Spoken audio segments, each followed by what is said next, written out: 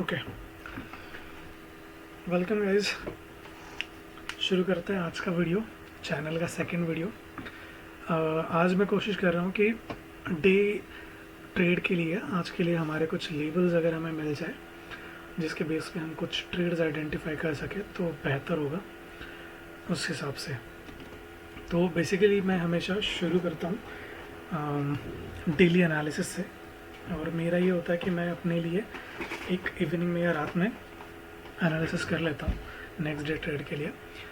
And एक weekly analysis होता है एंड एक डेली होता है कि लेवल्स समझ में आए कि क्या ट्रेड करना है, कैसे ट्रेड करना है, किस डायरेक्शन में ट्रेड करना है। ठीक है, so before we go I would like to tell you some basics कि जब भी कभी ट्रेड ढूंढनी होती है ना, तो कुछ चीज़ें सबसे पहले आइडेंटिफाई कर लो कि आज के लिए मुझे ट्रेड का डायरेक्शन क्या है, मतलब किस डायरेक्शन में मैं ट्रेड लूँगा तो पॉसिबिलिटी है कि ट्रेड बेटर हो।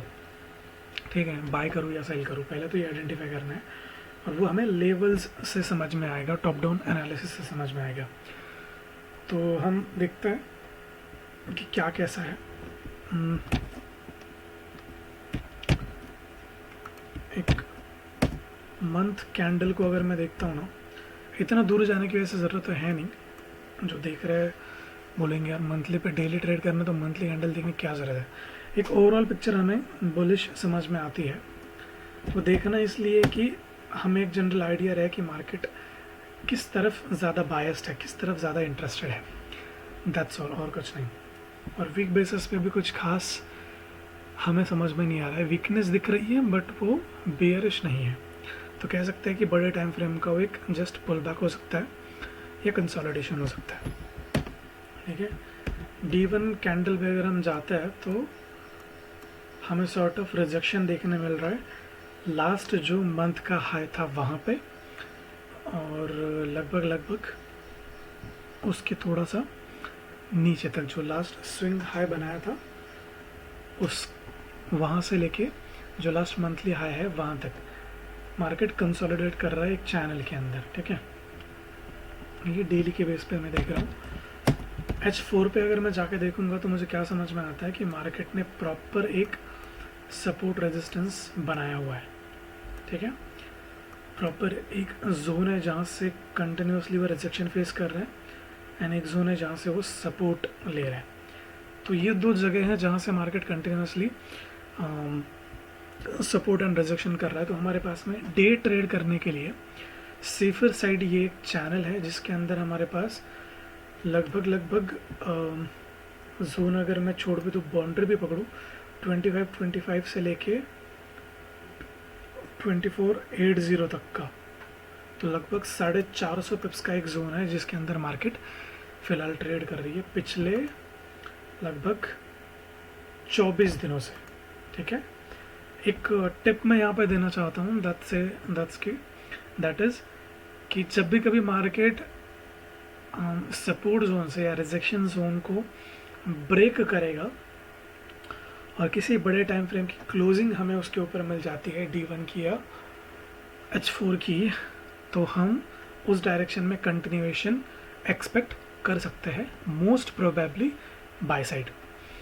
एक और चीज़ यहाँ पे मैं बताना चाहता हूँ कि मार्केट कभी भी डायरेक्शन चेंज करना होता है या एक कंटिन्यूसली मूव देना होता है तो उससे फ्यूल चाहिए होती है, जैसे कि लिक्विडिटी। जैसे गाड़ी चलाने के लिए फ्यूल चाहिए पेट्रोल, वैसे मार्केट को चलाने के लिए उसको लिक्विडिटी चाहिए। तो लिक्विडिटी जनरेट करता है सपोर्ट रेजिस्टेंस हाई लोज के नीचे ऊपर, या जो ट्रेंड लाइंस हम बनाते हैं उसके ऊपर नीचे, या कोई भी पैटर्न्स होते हैं उसके ऊपर नीचे। मोस्टली जो हायर टाइम फ्रेम के सपोर्ट और रेजिस्टेंस के लेवल्स बनते हैं उसके ऊपर या नीचे। तो मार्केट प्रोबेबली क्या करेगा, जैसे अगर वो अप ट्रेंड में है तो वो एक जगह पे आके अगर ऐसे कंसोलिडेट कर रहा है और अगर वो बाय जाना चाहता है तो लिक्विडिटी इन सारे लोज के नीचे और इन सारे हाइज के ऊपर लिक्विडिटी है, तो मार्केट क्या करेगा, इन सारे लोज के नीचे की लिक्विडिटी ग्रैब करेगा फर्स्ट। ठीक है, इधर किधर तो कोई ऑर्डर ब्लॉक या कोई इम्बैलेंस या कुछ ऐसा होगा यहाँ पे, तो मार्केट इसके नीचे की लिक्विडिटी ग्रैब करेगा इम्बैलेंस ब्लॉक में या इम्बैलेंस में डिप करेगा, फिर ब्रेक ऑफ स्ट्रक्चर करेगा एंड देन फिर अपना ट्रेंड कंटिन्यू करेगा। फिर ये जो हाइज उसने बनाए थे इनके ऊपर की लिक्विडिटी ग्रैब करेगा एंड देन फिर मार्केट शॉर्ट करेगा। तो ये सॉर्ट ऑफ एक बेसिक आइडिया अपन ले सकता है कि कंसोलिडेशन के बाद में कैसे रिएक्ट करता है। और ऐसा ही सेम पैटर्न अभी के लिए मार्केट यहाँ पे बना रहा है। अगर हम देखें ध्यान से तो ट्रेंड हाई में चल रहा है, मार्केट ने हायर हाई बना रहा था, ऑल ऑफ द सडन वो एक चैनल में ब्लॉक हो गया है। और सेम यहाँ पे सपोर्ट के नीचे हमें H4 का एक ऑर्डर ब्लॉक भी मिल रहा है, जिस बेस पे फिबोनाची का डेली का 50% का लेवल पे आता है। तो प्रोबेबली एक लॉन्ग टर्म के लिए या अगले 1-2 वीक का डेटा अगर मैं कहूँ तो ये हो सकता है कि मार्केट यहाँ पे आए, सपोर्ट को ब्रेक करे, यहाँ से ऑर्डर ब्लॉक में टैप करे एंड देन फिर बाय साइड कंटिन्यू करे। एक ये आइडिया हो सकता है, ठीक है। मैं ये नहीं कह रहा हूँ कि ऐसा ही होगा, मैं कह रहा हूँ कि ये एक आइडिया है जो एग्जीक्यूट हो सकता है आने वाले टाइम में। तो इसके ऊपर थोड़ा सा ध्यान रखें, ठीक है। अभी हम कंक्लूड करते हैं हमारे डे ट्रेड के लिए, ठीक है। जंप करते हैं H1 पे। तो अभी हमें लॉन्ग डेटा की ज़रूरत नहीं है, जितना अभी तक हमने डिस्कस किया। डे ट्रेड करने के लिए हमारे लिए ये इतना सा जोन भी बहुत है, ठीक है। We don't need lot of trades या lot of data to find out the trade in smaller time frames, क्योंकि हम डे ट्रेड कर रहे हैं तो हम छोटे टाइम फ्रेम पे ट्रेड करेंगे। तो हमारे पास में ये एक एक्सट्रीम जोन है जहाँ से रिजेक्शन मिला है, ये एक एक्सट्रीम जोन है जहाँ से सपोर्ट मिला हुआ है। कल की D1 की कैंडल ठीक ठाक पिन बार कैंडल क्लोज हुई थी और आज मार्केट एशियन में नीचे ड्रॉप हो रहा है, ठीक है। तो बेसिक एक आइडिया ये है कि मार्केट जो ये मैंने बॉक्स बना के रखा है, ये क्या है इस पर थोड़ा सा देखते हैं। अगर मैं 15 मिनट पे जाता हूँ तो 15 मिनट पे फ्राइडे का जो मार्केट ने एक लो बनाया था, ठीक है, जो एक बेरिश कैंडल बनाई थी, वहाँ पे क्या हुआ था कि मार्केट ने हाई बनाया, फिर जो लो बनाया था उस लो को ब्रेक किया, ठीक है, देन फिर पुल बैक लिया और पुल बैक के बाद में एक शार्प एंट्री दी, ठीक है। तो जैसे मैंने कहा कि मार्केट को ट्रेंड चेंज करने के लिए या ट्रैवल करने के लिए लिक्विडिटी की ज़रूरत होती है। तो मार्केट की लिक्विडिटी इम्बैलेंस के अंदर, इम्बैलेंस के एरिया में, ऑर्डर ब्लॉक के एरियाज़ में या हाई लोज के एरियाज़ में लिक्विडिटी होती है। तो ये जो इम्बैलेंस मार्केट ने यहाँ पे बनाया था गिरने के बाद, ठीक है, इम्बैलेंस मतलब क्या होता है कि 3 कॉन्जिक्यूटिव कैंडल्स में अगर कंटिन्यूएशन ना हो, गैप बना हुआ हो, तो उस गैप को हम इम्बैलेंस बोलेंगे। जैसे ये कैंडल हो गई, ये कैंडल और ये कैंडल, तो ये थर्ड कैंडल का फर्स्ट कैंडल के हाई लोज में हम देखेंगे तो गैप बना हुआ है यहाँ पे, ये लो और ये इस कैंडल का है। तो ये जो गैप बना है, मार्केट इस गैप को फिल करता है, ठीक है। अगर हम ध्यान से देखें, इस बॉक्स का 50% निकाले तो हम देखेंगे कि प्रॉपर वहाँ से कहीं से लगभग मार्केट ने रिजेक्शन लिया हुआ है, देखें, ठीक है। तो मार्केट ने लो ब्रेक किया, फिर इम्बैलेंस में टैप किया और फिर हमें एक शार्प एंट्री दी, ठीक है। अब इस शार्प एंट्री के बाद इस टोटल मूव में हम अगर देखेंगे तो यहाँ पे हमें 15 मिनट का ऑर्डर ब्लॉक मिल रहा है, जिसके बाद मार्केट शार्प गिरा था।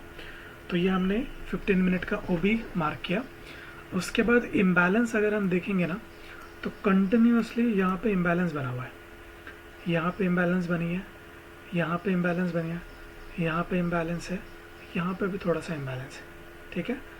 अब इम्बैलेंस को इनकैश कैसे करना होता है कि जब भी कभी आप टोटल मूव कैप्चर करोगे या देखोगे तो उस टोटल मूव का प्रीमियम और डिस्काउंट एरिया हमेशा ध्यान रखना।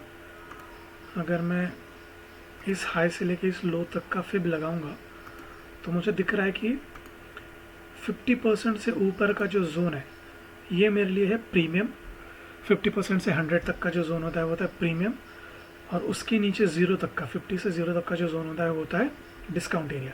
तो अगर मैं सेल करूंगा तो मेरी कोशिश ये रहेगी कि मैं हमेशा प्रीमियम में सेल करूं, ना कि डिस्काउंट में। और अगर मुझे बाय करना है तो मैं हमेशा डिस्काउंट में बाय करूंगा, ठीक है। तो इम्बैलेंस अगर मैं देखूंगा तो कौन सा इम्बैलेंस मुझे यूज़ करना है, कौन से इम्बैलेंस के बाद मुझे ट्रेड लेनी है या लेनी चाहिए। तो अगर मैं सेल देख रहा हूँ तो वो इम्बैलेंस वाला एरिया मेरा हमेशा प्रीमियम जोन में होना चाहिए, ठीक है। तो अगर मैं आपसे पूछूं कि इन तीनों इम्बैलेंस में प्रीमियम में कौन सा इम्बैलेंस फॉल होता है, तो ये तो डिस्काउंट में है, तो इसे हम हटा देंगे पूरी तरीके से। ये दो एरियाज़ है जो पॉसिबली प्रीमियम में है, ठीक है। तो ये भी लगभग 50% पे है और आधा नीचे है, तो हम इसे भी हटा देंगे। तो यहाँ पे ये इम्बैलेंस वाला एरिया और ये ऑर्डर ब्लॉक हमारे काम का, ठीक है। तो अगर हमें सेल एंट्री मिलनी है तो मोस्ट प्रोबेबली वो या तो इस ऑर्डर ब्लॉक से मिलनी चाहिए या फिर इस इम्बैलेंस वाले जोन से मिलनी चाहिए, ठीक है। अब अगर मैं बाय ट्रेड ढूंढ रहा हूँ, मतलब बेसिकली सेलिंग के लिए हमारे पास में अब ये दो एरिया है, ठीक है।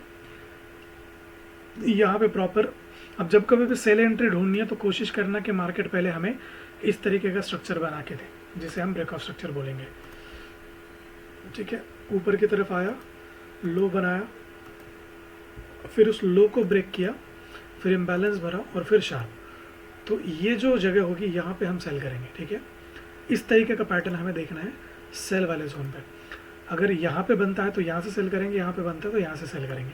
प्रोबेबली मुझे लगता है कि 15 तक तो जाएगा, 25-14 से लेके 25-16-15 तक का जो जोन है, यहाँ से हमें सेल मिलना चाहिए, ठीक है। तो वहाँ तक जाने के लिए तो मार्केट बाय पोजीशन में जाएगा, ठीक है। अब अगर मैं बाय ट्रेड ढूंढूं अभी के लिए, तो ये इसे हटा देता हूँ मैं, इम्बैलेंस है, ये से रहने दे। देखना कि कहाँ से इम्बैलेंस मिलता है। प्रोबेबली 25-14 तक तो मार्केट ने जाना चाहिए, ठीक है। अब वहाँ तक जाने के लिए अगर मैं लंदन के ट्रेड लूँ तो मुझे लगता है कि लंदन में हमें ये मूव मिल सकता है इवनिंग तक, ठीक है। NY तक मार्केट यहाँ तक ट्रैवल करनी चाहिए। तो अगर मैं बाय लेना चाहता हूँ लंदन में तो मुझे लगता है कि 15 मिनट की कैंडल का इस टोटल मूव का अगर मैं फिब लगाऊं यहाँ से लेके यहाँ तक का, तो मुझे 60% का एरिया यहाँ पे मिल रहा है इम्बैलेंस, जो डिस्काउंट में मिलना चाहिए, और दूसरा इम्बैलेंस यहाँ पे है, ठीक है। तो अगर 25.99 अगर यहाँ से हमें चेंज ऑफ कैरेक्टर मिलता है तो मैं कहूँगा कि यहाँ पे एक बाय एंट्री बनती है। इसका एसएल आप इस 786 के 50% तक एक्सपेक्ट कर सकते हो। तो लगभग 40 पिप का एसएल आप रखना, और यहाँ से आप टारगेट ले सकते हो 25.11 पहला टारगेट होगा, एंड दूसरा फिर 25.14, ठीक है। तो बाय के लिए आज का लेवल मैं दूंगा ये वाला, यहाँ पे TP1 होगा 25.11 और 25.14 तक का हमारा TP2 जाना चाहिए, ठीक है। ये लंदन का पूरा मूव हो सकता है कि इसमें टाइम लगे, शाम तक चला जाए। तो आज कैलेंडर अगर मैं दिखाऊं तो कैलेंडर में आज कुछ खास मूवमेंट या न्यूज़ नहीं है, तो मार्केट सडन चेंजेस करेगा ऐसा मुझे नहीं लगता। तो मैं सजेस्ट करूँगा कि जिस तरीके से मैंने कल मूवमेंट्स पकड़े थे, हायर हाई फिर हायर हाई, इस तरीके से आप ट्रेड फाइंड आउट कर सकते हो कि एक मूव कैप्चर कर लिया फिर एग्जिट कर देना, फिर दूसरा मूव ढूंढो फिर उसे कैप्चर करो फिर एग्जिट कर देना, इस तरीके से। तो सेफ साइड एंट्रीज रहेंगी, ज़्यादा बेहतर होगा, ठीक है। तो 1 मिनट के टाइम फ्रेम पे जाके आपको ऐसा वाला स्ट्रक्चर ढूंढना है।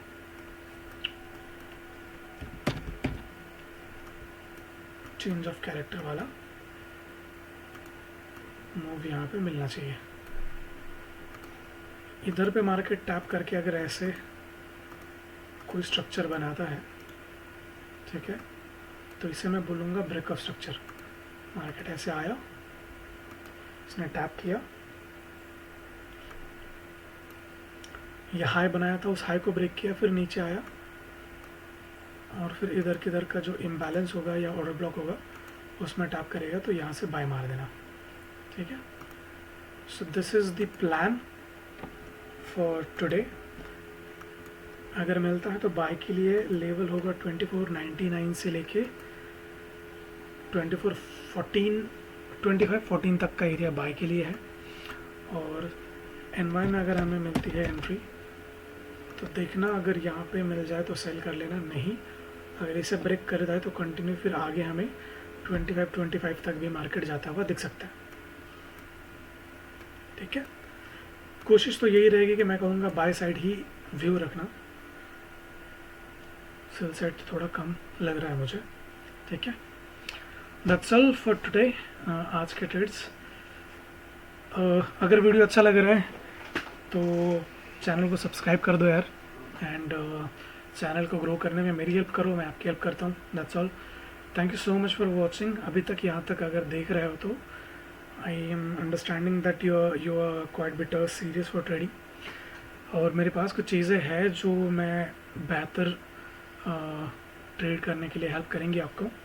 मैं धीरे धीरे करके सब कुछ ट्रेडिंग के द्वारा मतलब डालूंगा चैनल पे, तो चैनल पे बने रहिए, सब्सक्राइब करिए, लाइक करिए, शेयर करिए। अगर आपका कोई दोस्त स्ट्रगलिंग फेज़ में है या ट्रेड करना चाह रहा है तो, अगर मेरा कंटेंट आपको अच्छा लग रहा है तो thank you so much for watching. मिलता है अगले वीडियो में। Do subscribe and follow. Thanks for watching.